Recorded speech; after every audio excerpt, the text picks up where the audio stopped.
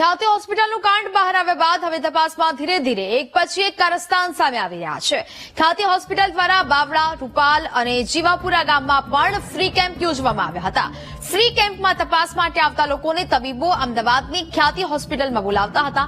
હોસ્પિટલે બાવળા, રૂપાલ અને જીવાપુરામાં ફરીથી ફ્રી કેમ્પ યોજવાનું આયોજન કર્યું હતું।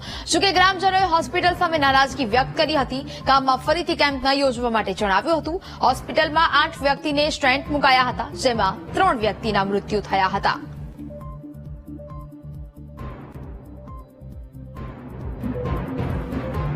સંવાદદાતા પાર્થ ફોનલાઈન પર જોડાયા છે। પાર્થ, ખ્યાતિ હોસ્પિટલનું કાંડ બહાર આવ્યા બાદ હવે તપાસમાં ધીરે ધીરે એક પછી એક કારસ્તાનો સામે આવી રહ્યા છે। વધુ એક મુદ્દો હવે સામે આવી રહ્યો છે। પાર્થ, જી ચોક્કસથી જે રીતે ખ્યાતિ હોસ્પિટલની વાત કરવામાં આવે એમની એમઓની વાત કરવામાં આવે તો ગાંધીનગર અને અમદાવાદના ગ્રામ્ય વિસ્તારને તેઓ ટાર્ગેટ કરતા હતા। કલોલ અને કડીના જે ગ્રામ્ય વિસ્તારમાં જે ઘટના બની ત્યારબાદ વધુ વાત કરવામાં આવે તો આ જે સમગ્ર ઘટના બહાર આવી ત્યારે અમદાવાદ ગ્રામ્યમાં પણ ખ્યાતિ હોસ્પિટલ દ્વારા કેમ્પ યોજવામાં આવ્યો હતો। જાન્યુઆરી 2023માં આ કેમ્પનું આયોજન કરવામાં આવ્યું હતું અને ખ્યાતિ હોસ્પિટલ અમદાવાદના બાવળામાં આવેલા રૂપાલ અને જીવાપુર ગામે આ કેમ્પ યોજ્યો હતો, જેમાં 8 વ્યક્તિને સ્ટેન્ટ મુકાયા હતા, જેમાંથી 3 લોકોના લગભગ 3 દિવસ પછી અને એક મૃત્યુ લગભગ 3 મહિના બાદ મૃત્યુ થયા હતા। અને ત્યારબાદ ખ્યાતિ હોસ્પિટલે ફરીથી 6 મહિના પછી આ જ ગ્રામ્ય વિસ્તારોમાં ફરીથી કેમ્પ કરવા માટેનું આયોજન કર્યું હતું અને ગ્રામજનોના જે આગેવાનો છે, સરપંચ છે, તે તમામ લોકો સાથે સંપર્ક કર્યો હતો, પરંતુ જે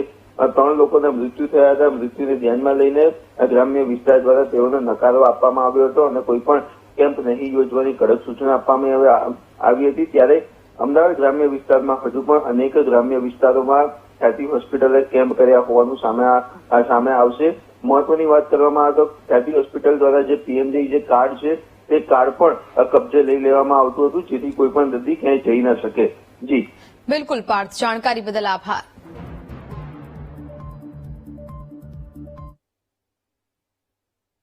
તો રાજકોટની પદ્મકુંવરબા હોસ્પિટલમાં જાહેરમાં પ્રસૂતિ મામલે કાર્યવાહી થઈ છે। ડોક્ટર મૌલિક અને ડોક્ટર શિવાંગીનીને એક ટર્મ સસ્પેન્ડ કરવામાં આવ્યા છે। આયા રંજનબેનને નોકરીમાંથી છૂટા કરી દેવામાં આવ્યા। હેડ નર્સ કંચનબેન સહિત નિધિ ચૌહાણની જામનગરમાં બદલી કરી દેવામાં આવી છે। સાથે નર્સ પારુલબેન વાઘની દ્વારકામાં બદલી કરવામાં આવી। ખાતાકીય તપાસ બાદ પગલાં લેવામાં આવ્યા છે।